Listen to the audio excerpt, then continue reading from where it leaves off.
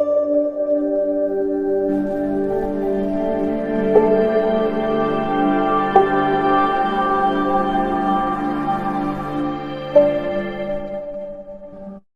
Guys, welcome to my YouTube channel बैठी बैठ। तो आज जो हम बात करें भाई, हमारे पास जो तुम्हारा इंडियन कॉन्ट्रैक्ट एक्ट है 1872, इसकी जो जस्ट अगली क्लास है उसके बारे में बात करें। इससे पहले जो मैं तुम्हें जो नॉर्मली जो चैप्टर फर्स्ट है, चैप्टर फर्स्ट की जो क्लास फर्स्ट है, ठीक है, इसको मैंने तुम्हें करवाया था। और क्लास फर्स्ट का तुम्हें नॉर्मली वैसे पता होना चाहिए, जिसको नहीं पता कोई दिक्कत नहीं है भाई। और जो भी इसका मैं मतलब जितना भी जो बैकअप है ना, वो सारा मैं तुम्हें रिवाइज करवा रहा हूँ, जो मैंने लास्ट क्लास में पढ़ाया था। ठीक, जिसको भी रिवाइज दिख रहा है थोड़ा स्पीड आगे बढ़ा सकता है, कोई दिक्कत नहीं है। अब सुनो, देखो भाई, हम जो पढ़ने आते हैं वो हमारे पास नेचर ऑफ कॉन्ट्रैक्ट। तो हमें पहले पता था भाई कॉन्ट्रैक्ट का मतलब क्या होता है। कॉन्ट्रैक्ट का मतलब है जब भी कोई एक जना किसी को ऑफर करता है, ठीक है। कॉन्ट्रैक्ट नॉर्मली क्या था, कॉन्ट्रैक्ट का मतलब है जब भी कोई एक जना किसी को ऑफर करता है और उधर से एक्सेप्ट करता है और ये चीज लीगली होती है, उसी को हम बोलते हैं कॉन्ट्रैक्ट। ठीक है, तो भाई मेरे पास क्या नॉर्मली पहले हम बात करते हैं कि the term contract defined under section 2H, ठीक, ऑफ इंडियन कॉन्ट्रैक्ट। अब इसमें क्या भाई, पहले बात करते हैं एग्रीमेंट। कॉन्ट्रैक्ट का मतलब क्या है, an agreement enforceable by law. ठीक है, कोई सा भी एग्रीमेंट है जो कि लॉ के द्वारा से सही माना गया, उसको हम क्या बोलते हैं, कॉन्ट्रैक्ट बोल देंगे। ठीक है, इसमें भाई दो चीज पढ़ी थी हमने। जो पहला मेरे पास है, इसमें दो एसेंशियल एलिमेंट है किसी भी कॉन्ट्रैक्ट। पहला मेरे पास भाई एक एग्रीमेंट होना चाहिए, ठीक है, जो दो पार्टी है, मान लो ए है, दूसरा हमारे पास बी है, ठीक है। इन दोनों बीच में हमारे पास कॉन्ट्रैक्ट होना चाहिए। और जो अगली बात हमारे पास है, वो इनफोर्सेबल बाय लॉ होना चाहिए। इनफोर्सेबल बाय लॉ होना चाहिए, इसका मतलब ये हो जाता है कि लॉ ने इसको बोला भाई हाँ ये चीज सही है, ठीक है, जो भी इसमें लेन देन है सब कुछ क्या है, सही सही जा रहा है। उसके बाद भाई अगली बात करते हैं इनफोर्सेबिलिटी, इसके बारे में बता चुका हूँ, ठीक है। इसमें क्या भाई कि लॉ ने बोल रखा है जो तुम कर रहे हो सारा सारा काम क्या है, सही है, ठीक है। फिर सुनो, मैं तुम्हें इन दोनों बीच में डिफरेंस पढ़ा था, एग्रीमेंट क्या होता है और कॉन्ट्रैक्ट क्या होता है। तो सिंपली बोला जाए, अगर इसकी मीनिंग की बात करें भाई, जो एग्रीमेंट है, तो every promise and every set of promise, भाई जो भी प्रॉमिस होते हैं, ठीक है, जो कि forming consideration for each other, जो एक दूसरे के लिए कोई ना कोई सा कंसिडरेशन जरूर बनाते हो। कंसिडरेशन बनाने का मतलब है कुछ ना कुछ लेन देन जरूर होगा ही होगा उनके बीच में, उसे हम क्या बोलते हैं भाई, उसको एग्रीमेंट बोलते हैं। उसके बाद जो मेरे पास दूसरी चीज है भाई, उसको नॉर्मली बोलते हैं कॉन्ट्रैक्ट बोलते हैं इसको, ठीक है। कॉन्ट्रैक्ट क्या है, एक एग्रीमेंट है विच इज इनफोर्सेबल बाय लॉ, ठीक है। एक कोई सा भी एग्रीमेंट जो कि लॉ के द्वारा इनफोर्सेबल है, उसे हम क्या बोल देंगे, कॉन्ट्रैक्ट बोलते हैं, ठीक है। अब सुनो उसके बाद,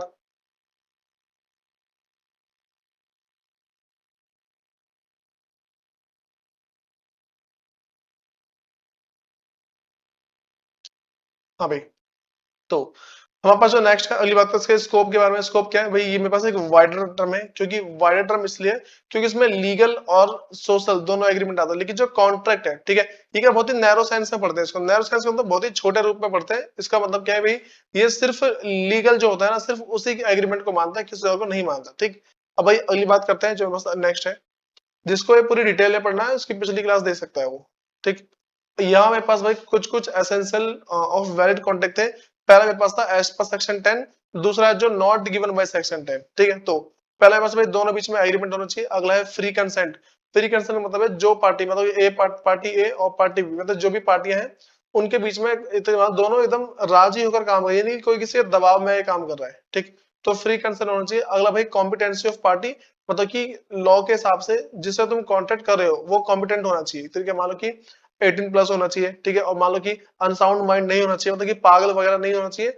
और भाई मान लो इंसॉल्वेंट नहीं होना चाहिए, जिसका दिवालिया निकल गया हो वही पर्सन नहीं होना चाहिए, ठीक। और अगला और है, इसको बोलते हैं कि जिसको लॉ ने, ठीक है, अब मतलब कि फॉरबिड किया है, फिर मान लो कि लॉ ने उसको मना किया, तुम किसी कॉन्ट्रैक्ट में नहीं जाओगे। भाई अगला मेरे पास है लॉफुल कंसिडरेशन। जो भी दोनों पार्टी के बीच में जो भी लेने देने की बात हो रही है, वो सारा सारा एक मान लो कि लॉफुल होना चाहिए। लॉफुल का मतलब है कानूनी रूप से सही होना चाहिए। ऐसा ना हो कि भाई ए ने 20 तो उसको मार दे, मैं तेरे को भाई बहुत सारी प्रॉपर्टी दे दूंगा। तो इसमें जो कंसिडरेशन है वो क्या बहुत ही गलत है, कि किसी को जान से मारने की बात आ रही है, ठीक है। उसके बाद लीगल ऑब्जेक्टिव, भाई जो भी हमने एग्रीमेंट बनाया है उसका जो उद्देश्य है काफी लीगल होना चाहिए। अगला मेरे पास है not expressly declare to be void, मतलब कि जो हम एग्रीमेंट बना रहे हैं, ठीक है, जो भी कॉन्ट्रैक्ट बना रहे हो स्टार्टिंग से ही वॉइड नहीं होना चाहिए, इलीगल नहीं होना चाहिए, ठीक। दूसरा मेरे पास है भाई कि नॉट गिवन बाय सेक्शन 2, पहला दो पार्टी होनी चाहिए, ठीक है। Intention to create legal legal relationship, इसका मतलब है कि भाई अगर हम जो भी इसको पढ़ रहे हैं, मतलब कि अगर हम कॉन्ट्रैक्ट बनाना चाहते हैं, कॉन्ट्रैक्ट लीगल है फिर वैलिड तभी होगा जब हमारे पास क्या भाई जो दोनों पार्टी है, ठीक, उनके बीच में क्या जो रिलेशनशिप है काफी लीगल है, इलीगल नहीं होना चाहिए। दूसरी बात भाई फुलफिलमेंट ऑफ लीगल फॉर्मेलिटीज, भाई जो भी लीगल फॉर्मेलिटीज है किसी भी कॉन्ट्रैक्ट को बनाने से लेकर वो फुलफिल होनी चाहिए। अगला मेरे पास है सर्टेनिटी ऑफ मीनिंग, भाई जो भी कॉन्ट्रैक्ट हम बना रहे हैं उसका कुछ ना कुछ मीनिंग निकलना चाहिए, कोई मीनिंगलेस कुछ नहीं होना चाहिए, ठीक है। दूसरा मेरे पास भाई इसको बोलते हैं पॉसिबिलिटी ऑफ परफॉर्मेंस। जिस चीज का कॉन्ट्रैक्ट बना रहे हैं भाई, उस चीज को होने के चांस होने चाहिए। यानी कि भाई किसी ए ने बी से बोल दिया मैं तेरे को 10,000 करोड़ रुपए दूंगा, तो हिमालय पर्वत उठा के यहाँ से कहीं मतलब पाकिस्तान में जाकर रख दे, ठीक है। फिर उसने बोला कि देखो अगर सिंपली बोले ना भाई, पॉसिबिलिटी ऑफ परफॉर्मेंस का मतलब क्या है? पॉसिबिलिटी ऑफ परफॉर्मेंस का मतलब एक ही निकल के आता है कि अगर तुम कॉन्ट्रैक्ट बना रहे हो, ठीक है, तो कॉन्ट्रैक्ट ऐसा होना चाहिए कि वो परफॉर्म कर पाए। अगर परफॉर्म करने लायक ही नहीं, फिर कैसे कुछ काम चलेगा? फिर वही हो ही नहीं सकता वो पॉसिबल, ठीक है। मतलब कि भाई ये चीज हाँ भाई, पॉसिबिलिटी ऑफ परफॉर्मेंस। अब सुनो भाई, नेक्स्ट बात करते हैं हमारे पास जो है वो ये है कि भाई देखो ये सारा सारा बता चुका हूँ, ठीक है। वैलिड कॉन्ट्रैक्ट क्या क्या होते हैं इसको पढ़ लेना हल्का सा। अब सुनो भाई, ये ऑफर एक्सेप्टेंस, ठीक है। ऑफर के बारे में बता दीजिए ना, वही मेरे पास सेक्शन 10 के अंदर जो है ना, वो सारे सारे जो मैंने जस्ट ऊपर बताया ये सारे वही है। भाई अगली बात करते हैं, मेरे पास जो है type of contract on the basis of, पहले मेरे पास है इसको बोलते हैं वैलिडिटी और इनफोर्सिबिलिटी, मतलब कि वैलिड है कि नहीं इसके बेस पे। दूसरा मेरे पास भाई फॉर्मेशन, बनाने के बेस पे। तीसरा मेरे पास है परफॉर्मेंस के बेस पे। तो पहले बात करते हैं ऑन द बेसिस ऑफ इनफोर्सिबिलिटी या फिर वैलिडिटी, ठीक। तो पहले बात करते हैं वैलिड कॉन्ट्रैक्ट। देखो अगर सिंपली बोलते हैं कि वैलिड कॉन्ट्रैक्ट क्या होता है, वैलिड कॉन्ट्रैक्ट भाई वो सारे सारे कॉन्ट्रैक्ट हो जाते हैं जो कि देखो, हाँ भाई, वैलिड कॉन्ट्रैक्ट क्या होते हैं? वैलिड कॉन्ट्रैक्ट वो सारे सारे कॉन्ट्रैक्ट जाते हैं जो कि एक तरह से मान लो परफॉर्म करने के लायक है, ठीक है, और इन्फोर्सेबल है। लॉ ने बोला भाई ये कॉन्ट्रैक्ट सही है। तो an agreement which is binding and enforceable is valid contract. देखो भाई, बाइंडिंग का मतलब क्या है? एक तरह से मान लो करने लायक है, और इनफोर्सेबल मतलब कि कानून की नजरों में सही है, तो उसे हम क्या बोल देंगे? Valid contract. और भाई it contains all essential element of valid contract, जो मैंने तुम्हें पता है ना सेक्शन 10 के अकॉर्डिंग, जो सेक्शन 10 है, सेक्शन 10 के अकॉर्डिंग जो भी चीज है, ठीक, उन सबको हम क्या वैलिड कॉन्ट्रैक्ट बोलते हैं। मतलब कि अगर ये सारी चीज फुलफिल हो जाती है तो उसको वैलिड कॉन्ट्रैक्ट बोलेंगे। इसमें पास एग्जांपल है, ए आस्क बी, ए ने बी से बोला if he wants to buy his bike for ₹10,000, B agree to buy bike, it is an agreement which is enforceable by law, hence it is a valid contract. Simple सी बात है भाई, ए ने B से बोला तो मेरी बाइक खरीदेगा, बी ने बोला हाँ भाई खरीद लूंगा। तो ये जो हमारे पास बातें चल रही है ये क्या वैलिड कॉन्ट्रैक्ट है। तुम्हारा पहला खत्म भाई। दूसरा वैसा इसको बोलते हैं वॉइड कॉन्ट्रैक्ट। देखो वॉइड कॉन्ट्रैक्ट ऐसा कॉन्ट्रैक्ट होता है कि जो कि एक तो इस मान लो स्टार्टिंग से गलत है, ठीक है, मतलब कि वो इलीगल है। तो क्या रखी देखो, हाँ भाई, a contract which ceases to be enforceable, मतलब ceases टू या फिर ceases टू बी इन्फोर्सेबल बोल सकते हैं, तो ceases टू बी या फिर ceases टू बी, ठीक है। A contract which is ceases to be enforceable by law, ठीक है, पहले स्टार्टिंग में ठीक था वो, बिकम्स वॉइड, वो बाद में वॉइड हो गया। कब? When it ceases to be enforceable, जब उसको करने गए तो इन्फोर्सेबल हुआ। देखो स्टार्टिंग में लगता है सही है भाई, कॉन्ट्रैक्ट सही है, लेकिन बाद में क्या लगा भाई वो बाद में सही है नहीं। बाद में हमें पता लगता है ये जो हमने कॉन्ट्रैक्ट किया सही है नहीं, ठीक है। तो मैं इसका एग्जांपल दे सकता हूँ, जैसे मान लो कि mister X agree to write a book with the publisher. भाई मिस्टर एक्स है, उसने बोला मैं एक पब्लिशर के साथ ना एक बुक लिखने रेडी हूँ। कह रहे कि सच contract is valid but after, देखो यहां तक तो ये वैलिड था भाई, वैलिड था, लेकिन but after after few days X die, भाई एक्स मर गया, ठीक, इन एन एक्सीडेंट, किसी भी एक्सीडेंट में मर गया। Here the contract becomes void due to impossibility of performance, ठीक है, इम्पॉसिबिलिटी ऑफ परफॉर्मेंस। भाई यहाँ पे क्या हुआ, जो जब जैसे एक्स मरा भाई, एक्स के मरते क्या हुआ कि जो कॉन्ट्रैक्ट था वो वैसे हो गया वॉइड हो गया, ठीक है। अब वॉइड क्यों हुआ? क्योंकि इम्पॉसिबल है, ठीक, इम्पॉसिबल हो गया ना वो, तो भाई परफॉर्म करना इम्पॉसिबल ऑफ कॉन्ट्रैक्ट, ठीक। इसलिए बोलते हैं भाई हमारे पास क्या होता है कि देखो a contract which ceases to be enforceable, जो पहले सही था कि भाई हाँ भाई हो जाता, लेकिन by law but becomes void, बाद में वॉइड जाता है when it ceases to be enforceable, जब उसको करने का भी इन्फोर्सेबल हो गया, ठीक है, मतलब कि इन्फोर्सेबल नहीं रहा, वॉइड हो गया वो। फिर भाई नेक्स्ट हमारे पास इसको बोलते हैं वाइडेबल कॉन्ट्रैक्ट, ठीक है। भाई उसी जो ऊपर वाला है उससे जस्ट हल्का बहुत मिलता जुलता है। तो देखो क्या करेगी, वाइडेबल कॉन्ट्रैक्ट क्या होता है? तो देखो सिंपल सी बात,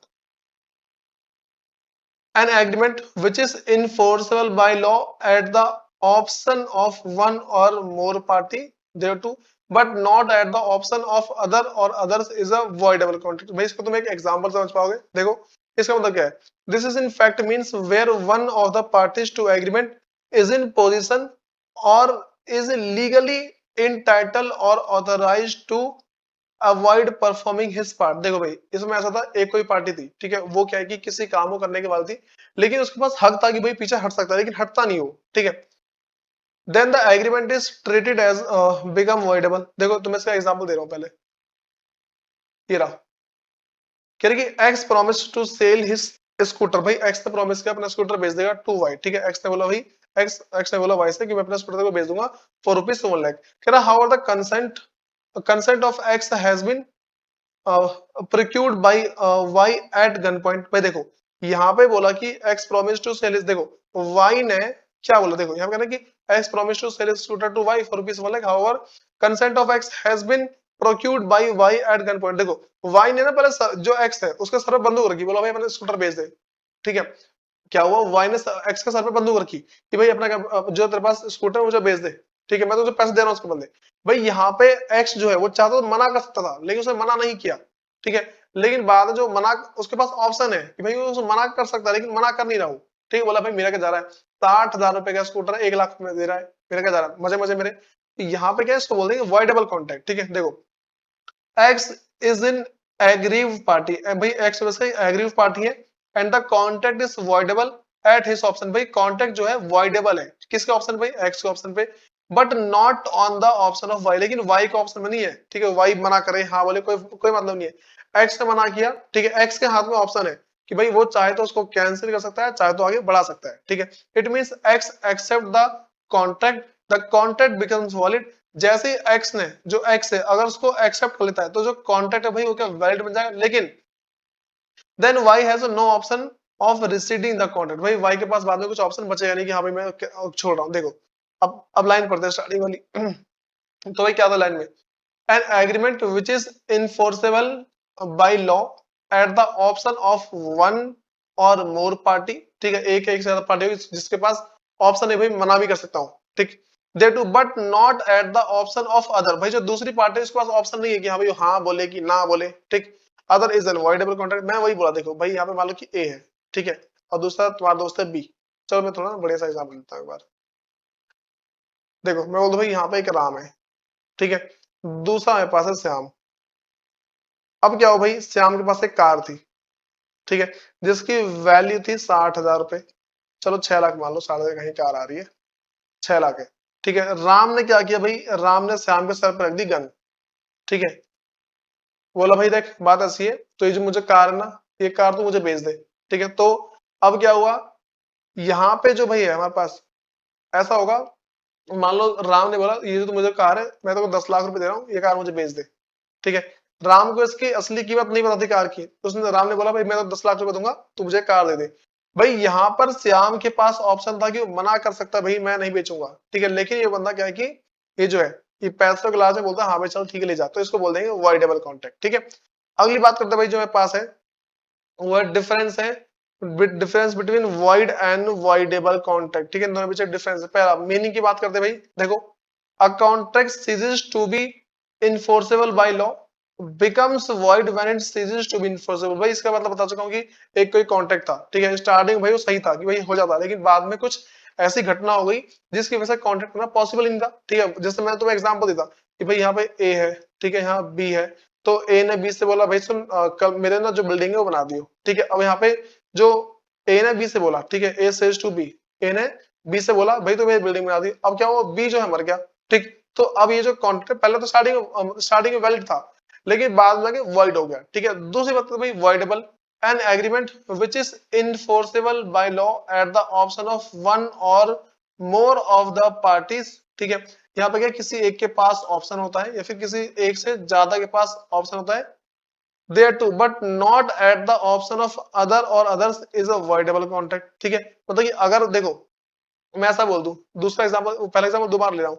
मान लो स्टार्टिंग में भाई राम ने इसके सर पे गन रख दी, ठीक है, श्याम ने सर पे गन रखी कि भाई तू बेच दे, चलो ठीक है। इसने अपनी जान बचाने के पहले कार को बेच दिया, ठीक है, 10 लाख का बेचा।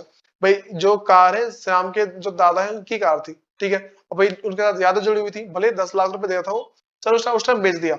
लेकिन बाद में जब वो जाएगा ना भाई वकील के पास गया, पुलिस वाले के पास गया, इसने मेरे सर पे बंदूक रखे मेरे से कार खरीदी है, तो भाई वहां पे जो कॉन्ट्रैक्ट है वो क्या तुरंत दोबारा से इनवैलिड हो जाएगा, ठीक है, इलीगल हो जाएगा। तो यहाँ पे क्या भाई जो श्याम है, श्याम के पास ऑप्शन होता है वो जब चाहे उसको तैसे खराब करे फिर ठीक कर दे, ठीक है। अब सुनो भाई नेक्स्ट हमारे पास है इनफोर्सिबिलिटी, ठीक है, जो सेकंड पास है इनफोर्सिबिलिटी है। अ void contract can not be enforced at all. भाई जो वॉइड कॉन्ट्रैक्ट है उसको किसी भी तरीके से तुम ठीक नहीं कर सकते, उसको चला ही नहीं सकते, ठीक है। अगला है it is enforceable only eight the option of aggrieved party and not at the option of other party. भाई जो पार्टी एग्री हुई है, ठीक है, जो पार्टी एग्री हुई है, जैसे मान लो ऊपर ऊपर एक केस में श्याम, श्याम अगर एग्री हुआ, हाँ पे चल ठीक है ले जा, कोई दिक्कत नहीं, मुझे कोई दिक्कत नहीं है, ले जा, तो पैसे दे रहा ना, कोई दिक्कत नहीं है, ठीक है। तो यहाँ पे क्या है कि भाई एग्री पार्टी के ऑप्शन में but not at the option of other party, दूसरे पार्टी के ऑप्शन में होता ही नहीं है वो। भाई थर्ड में पास है कॉजेज। ऐसा क्या कारण है भाई कि ये दोनों कॉन्ट्रैक्ट बनते हैं? अ कॉन्ट्रैक्ट बिकम्स वॉइड, एक जो कॉन्ट्रैक्ट वॉइड का बनता है due to change in law और चेंज इन सर्कमस्टांसेस। देखो या तो लॉ में बदलाव आ जाए, ठीक है, या फिर जो है जो सर्कमस्टांस जो स्थिति है उसमें परिवर्तन आ जाए। भाई एक मतलब ए ने बी से बोला कि भाई तू मेरी कार मतलब कि तू मेरे बिल्डिंग में आ बी मर गया, ठीक है, तो यहाँ पे क्या है वो भाई सर्कमस्टांस चेंज हो गए ना। क्या है beyond the contemplation of party, भाई मतलब कि जो पार्टी है उसके हाथ से बाहर है। भाई वो मर गया, अब उसको जिंदा थोड़ी करेगा वो। अगर भाई बी मर गया तो क्या वो ए क्या बी को जिंदा कर दे? भाई तो जिंदा होगा दोबारा बिल्डिंग बना, तो भाई उसको क्या एक तरीके से मान लो जिंदा करना पॉसिबल है नहीं। तो नॉर्मली बोले भाई ये क्या है beyond the contemplation of party, ठीक है, जो पार्टी है उनके औकात से बाहर है कि भाई इस कॉन्ट्रैक्ट ठीक कर पाए। उसके बाद भाई अगली चीज जो मेरे पास है और कॉन्ट्रैक्ट बिकम अवॉइडेबल। भाई एक जो कॉन्ट्रैक्ट है वो वॉइडेबल कब बनता है? तो a contract becomes voidable contract if the consent of party was not free. देखो जिससे हम कोई सामान खरीद रहे हैं, ठीक है, फिर कुछ भी लेन देन कर रहे हैं, अगर उसका कंसेंट फ्री नहीं है तो हम उसका बोल देंगे भाई वॉइडेबल बोल देंगे। चौथा मेरे पास है भाई कि परफॉर्मेंस ऑफ कॉन्ट्रैक्ट है। परफॉर्मेंस ऑफ कॉन्ट्रैक्ट मतलब क्या है? अ void contract can not be perform, जो एक वॉइड कॉन्ट्रैक्ट को परफॉर्म नहीं कर सकते। लेकिन if the agree party does not within reasonable time exercise his right to avoid the contract, ठीक है, एनी पार्टी। देखो भाई यहाँ पे क्या होता है, पहले मैं तो बिना कॉमा के पढ़ा रहा हूँ। If the agree party does not within reasonable time, ठीक है, exercise his right to avoid the contract any party. देखो भाई अभी ऐसा ध्यान रखे चलना, सुनो मैं ऐसा बोल रहा हूँ कि ए है, ठीक है, चलो वो पुराना एग्जाम्पल ले रहा हूँ मुझे देना मैं ऊपर ये वाला, ठीक है, वही राम वाला और गन वाला। अब यहाँ पे क्या हुआ कि जो श्याम है, अगर श्याम विद इन टाइम, ठीक है, मतलब कि एक ना एक टाइम होता है कि हाँ भाई इस टाइम तक जो श्याम है अगर तू कर देगा, ठीक है, अगर तू गया पुलिस वाले के पास और तूने बोला भाई कि इसने मेरी कार ले ली है, ठीक है, मुझे दिलाओ, अगर सही टाइम से पहले बोल दे, ठीक, कुछ जो होता है ना रिजनेबल टाइम उसके अंदर में बोल दे तो कार उसको मिल जाएगी, वो कॉन्ट्रैक्ट वॉइडेबल हो जाएगा, मतलब वॉइड हो जाएगा। लेकिन भाई अगर वो रिजनेबल टाइम के अंदर नहीं बोलता है तो ठीक नहीं हो पाएगा। भाई मान लो कि उसने राम ने से कार खरीद ली, ठीक है, अब क्या हुआ, इसने पहले सारे पैसे खर्च कर दिए और ये जो श्याम है भाई 10 साल के बाद पुलिस वाले के पास गया, इसने मेरी कार छीन थी मेरे से तो मुझे दिलाओ भाई, ठीक। अब क्या यहाँ पे ना फिर श्याम के हाथ में भी कुछ नहीं होगा, फिर श्याम के हाथ में कुछ है नहीं कि हाँ भाई क्या करे। फिर दोनों पार्टी ऐसी है, अगर दोनों पार्टी राजी हो जाती है कि हाँ भाई ठीक है मैं तेरे को दे दूंगा तो मुझे मेरे पैसे दे, तो काम चल जाएगा यहाँ पे। अब भाई जो अगला पास है राइट की बात करें तो avoid contract does not grant any legal remedy to any party. देखो भाई अगर दो पार्टी वो दोनों दोनों वॉइड कॉन्ट्रैक्ट के अंदर फंसे हुए हैं, उनके बीच में कोई भी लेन देन हुआ है ना, उसको मतलब उस चीज में कानून को कोई मतलब नहीं है उनसे, बोले भाई तुम भाड़ में जाओ, हमें कोई मतलब नहीं तुमसे। तुम्हें जब जब तुम्हें पता था कि जो कॉन्ट्रैक्ट है इलीगल है, वो वॉइड है, ठीक है, तो भाई इसमें क्या दिक्कत है? चलो मैं ऐसा बोल, देखो ए है, ठीक है, यहाँ बी है। अब भाई ए ने बी से बोला तू मेरी बिल्डिंग बना और ए ने इसको एडवांस पैसे दे दिए, भाई बी मर गया, ठीक है, बी क्या मर गया, तो अब भाई लॉ क्या बोलेगा? भाई उस मरे को जिंदा कहां से करूं मैं? बी तो बी ने पैसे खर्च करके मर गया हो, अब पैसा कहां से आएगा इसका? तो भाई यहाँ पे किसी के पास कोई लीगल राइट नहीं होगा, ठीक है, अगर इलीगल तरीके से चल रहा है ना, जैसे मान लो कि चलो ए ने भाई बी से बोला, ठीक है, ए जो है ए ने बी से बोला कि भाई तू क्या कर सी को मार दे, ठीक है, ए सेज टू बी कि भाई तू जा सी को मार दे, ठीक है। जब ये वाली बात चली भाई सी को मारने वाली बात चली, ठीक है, फिर क्या होगा कि अगर यहाँ पे सी को मारने वाली बात चल रही है तो भाई यहाँ पे जो है मतलब कि जो बी और ए ये दोनों क्या है भाई इलीगल कॉन्ट्रैक्ट में है। अगर दोनों दोनों हमारे पास इलीगल कॉन्ट्रैक्ट के अंदर आते हैं तो यहाँ पे कुछ काम ही नहीं चल सकता भाई, ठीक है। तो यहाँ पे क्या है दोनों पार्टी में से किसी के पास कोई राइट नहीं होगा। उसके बाद जो नेक्स्ट मेरे पास है भाई तीसरा, देखो भाई पांचवा यहाँ पे the party whose consent was not free. देखो भाई वो पार्टी, ठीक है, जिसका कंसेंट फ्री नहीं है, देखो the party whose consent was not free has the right, जिसका कंसेंट फ्री नहीं है उसके पास राइट है टू रिसीड या फिर मतलब to resign the contract within a reasonable time है। तो क्या बोलो भाई, देखो मैं कहता था कि भाई ए है, ठीक है, यहाँ पे बी है, ठीक, अगर ए और बी दोनों दोनों मान लो आपस में कुछ कॉन्ट्रैक्ट करते हैं और किसी भी वजह से अगर जो ये के व्यवस्थित मान लो कि वॉइडेबल हो जाता है, ठीक है, जैसे दोबारा पुराने एग्जाम्पल पे आते हैं देखो यहाँ पे वही तो बात, जैसे उसने जो राम है, राम ने भाई श्याम से बोला कि तू तेरे, देखो राम ने क्या किया, राम ने श्याम के सर पे गन रखा और बोला भाई तू अपनी कार मेरे को भेज दे। अगर जो श्याम है वो एक सही टाइम के अंदर अगर रिप्लाई नहीं करता है, फिर मान लो कोई एक्शन नहीं लेता, तो बाद में किसी के पास भी कोई राइट नहीं होता, लेकिन एक लिमिट तक ऑप्शन होता है कि हाँ भाई अगर वो सही समय पे मान लो कि जो पुलिस वाला है उसके पास चला गया और या फिर कानून कोर्ट में चला गया तो उसको मिल जाएगा, वरना उसके बाद कोई भी उसके पास राइट नहीं होगा। मतलब स्टार्टिंग में जो राइट है सिर्फ श्याम के पास है, राम के पास कोई राइट नहीं है यहाँ पे, ठीक। वो और श्याम के पास है वो भी क्या है, रीजनेबल टाइम के अंदर ही अंदर है। फिर उसके बाद भाई जो अगली बात करते हैं उसको बोलते हैं इलीगल कॉन्ट्रैक्ट। इलीगल कॉन्ट्रैक्ट क्या होता है? It is a contract which the law forbids to be made. देखो भाई लॉ ने पहले से बोल रखा है अगर कोई ऐसा कॉन्ट्रैक्ट बनाता है वो इलीगल होगा, ठीक है। फिर the court will not enforce, जो कोर्ट है वो कुछ भी नहीं करेगा इसमें। The court will not enforce such a contract but also the connected contract. देखो भाई एक तो जो कॉन्ट्रैक्ट है वो और उस कॉन्ट्रैक्ट से कनेक्टेड कोई दूसरा कॉन्ट्रैक्ट होगा भाई उसको भी वो क्या है, कुछ नहीं बोलेगा। जैसे मैं तुम्हें दोबारा एग्जांपल दे सकता हूँ। मान लो देखो इस तरीके से यहाँ पे मान लो ए है,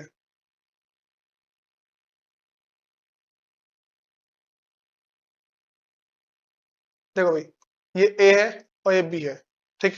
ए और बी के बीच में कोई सा कॉन्ट्रैक्ट हुआ कि भाई देख ए ने ना बी से बोला कि तू ना ये जो सी है, ठीक है, मतलब ए ने पहले देखो सी ने ए से बोला, ठीक है, कि भाई मुझे ना ये एक डी है इसकी वाली कार चुरा के मेरे को दे, ठीक है। तो सी ने क्या किया, ए से बोला, ठीक है, सी ने ए से बोला। अच्छा देखो यहाँ पे सी है, सी ने ए से बोला मुझे डी की कार पसंद आ गई, डी के पास एक कार है वो कार मेरे को पसंद है।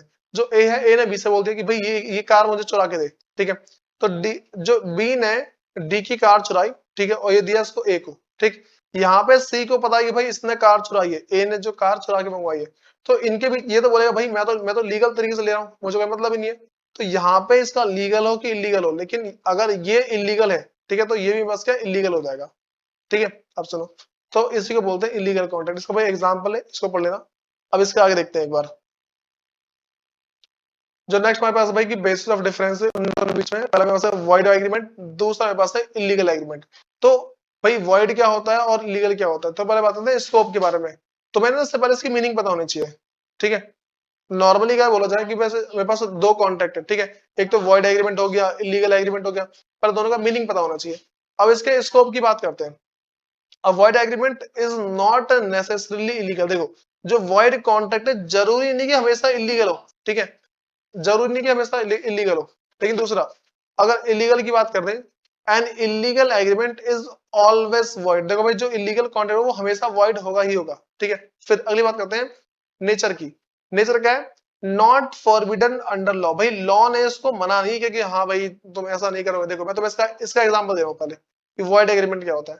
ये ए था, ए ने बी से बोला कि भाई सुन, ए ने बी से बोला सुन भाई बी तू क्या कर, मतलब कि ये मेरी कार है, ठीक है, इसकी रिपेयरिंग कर दे, ठीक है, मैं तेरे को 10,000 रुपए दे दूंगा, ठीक।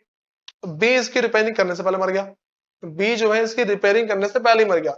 अगर बी इसकी रिपेयरिंग करने से पहले मर गया तो भाई ये तो वॉइड कॉन्ट्रैक्ट हो गया, तो इलीगल तो नहीं हुआ ना ये सिर्फ वॉइड है, इलीगल कहां से हो गया, ठीक है। फिर और भाई लॉ ने इसको मना भी नहीं किया, ऐसा क्या मना कर दे कि भाई तू मर गया, ठीक है, मरा क्यों तू, ऐसा नहीं होगा, ठीक। दूसरी बात करते हैं भाई कि जो इलीगल मेरे पास एग्रीमेंट है उसमें इलीगल जो है भाई हमेशा वॉइड होता है, लेकिन वॉइड हमेशा इलीगल नहीं होता। दूसरा भाई are forbidden under law. Illegal agreement भाई हमेशा मना किया हुआ लॉ ने कि भाई तुम ऐसा कुछ करोगे नहीं। अगली जो मेरे पास बात है भाई पनिशमेंट। देखो parties are not liable for any punishment under this law. देखो भाई अगर कोई सा कॉन्ट्रैक्ट मेरे पास क्या वॉइड है, ठीक है, तो वॉइड कॉन्ट्रैक्ट के केस में कोई भी किसी को कुछ पनिशमेंट नहीं मिलेगी। अगला मेरे पास है भाई parties to illegal agreement are liable for punishment. देखो भाई जो पार्टीज है इलीगल एग्रीमेंट की उनको हमेशा कुछ ना कुछ पनिशमेंट मिलती जरूर है, ठीक। मैं इसका तुम्हें एग्जांपल दूं भाई, मान लो ए है, ठीक है, ए ने बोला बी से कि भाई बी सुन सी को मार दे, ठीक है, किल सी, ठीक है, सी को मार दे, ठीक है, मैं तेरे को ना 10,000 रुपए दे दूंगा। अब यहाँ पे भाई मान लो ये मेरे पास कौन सा है, ये तो इलीगल एग्रीमेंट हो गया ना, ठीक है, इलीगल एग्रीमेंट हो गया। अगर ये इलीगल एग्रीमेंट है भाई सिंपल सा कॉमन सेंस लगाओ, यहाँ कुछ काम चलने वाला है, कुछ काम नहीं चलेगा। फिर पांचवा मेरे पास है भाई अनइनफोर्सेबल कॉन्ट्रैक्ट। ये क्या होता है? Where a contract is good in substance but because of some technical defect. भाई किसी भी टेक्निकल डिफेक्ट की वजह से वो चीज बेकार हो गया, मान लो कि एब्सेंस इन राइटिंग, राइटिंग की वजह से, ठीक है, वेड बाय लिमिटेशंस एटसेट्रा, ठीक है। कह one or both the party can not sue upon it, ठीक है। It is describe as a unenforceable contract. देखो भाई इसका तो मैं एग्जांपल दे रहा हूं मैं। सबसे पहले इसमें होता क्या है भाई, एक पार्टी है, दो पार्टी, ठीक है, ए हो गया बी हो गया। अब ए ने बी से कुछ बोला, उसको समझ गया कुछ, इसने कर दिया कुछ, तो यहाँ पे क्या अनइनफोर्सेबल है। इसका एग्जांपल है भाई, देखो A bought goods from B, A ने बी से सामान खरीदा 2015 में, but no payment was made till 2019। यहाँ पे देखो 2019 तक पेमेंट ही नहीं करी। ए ने भी सामान खरीदा, ठीक है, जो ए है, ए ने सामान खरीदा बी से, ठीक है, ए ने बी से गुड्स परचेज किया, ठीक। अब बी ने पेमेंट नहीं करी, और ये जो बात थी 2015 की बात थी, ठीक है, ये 2015 की बात है। और भाई बी ने पेमेंट ही नहीं करी, 2019 तक बी ने पेमेंट नहीं करी, तो B can not sue for a payment in 2019 as it has crossed 3 year and barred by limitation acts, ठीक है। तो उसके बाद a good step to become unenforceable after a period of 3 year as a barred by limitation act। तो भाई limitation act क्या बोलते हैं, अगर कोई बंदा, ठीक है, तो उनसे 3 साल तक पैसे नहीं ले पाता, ठीक, तो बाद में तुम उसको दे नहीं पाओगे। तुम्हें इसका एग्जाम्पल बता दे रहा हूँ भाई। मान लो देखो ये तुम हो, ठीक है, तुम्हारा दोस्त है, ठीक है। अब तुमने क्या किया भाई, अपने दोस्त को पैसे दिए थे और तुमने इससे 3 साल तक नहीं मांगे, ठीक है, तुमने मांगे ही नहीं पैसे, हाँ ठीक है देगा नहीं देगा। अब भाई अगर तुम जाओगे बी पे केस करने, ठीक है, तो भाई बी तो सीधे लॉयर से बोलेगा अपने कि भाई 3 साल हो गए, ठीक है, 3 साल तुमने पैसे कहाँ दिए, वो लिमिटेशन एक्ट लगाएगा, बोलेगा भाई चल जाओ निकल यहाँ से, ठीक। तो ये बात ही नहीं पड़ती। और भाई जो उसकी नेक्स्ट वीडियो है हम पढ़ेंगे on the basis of formation of contract. धन्यवाद।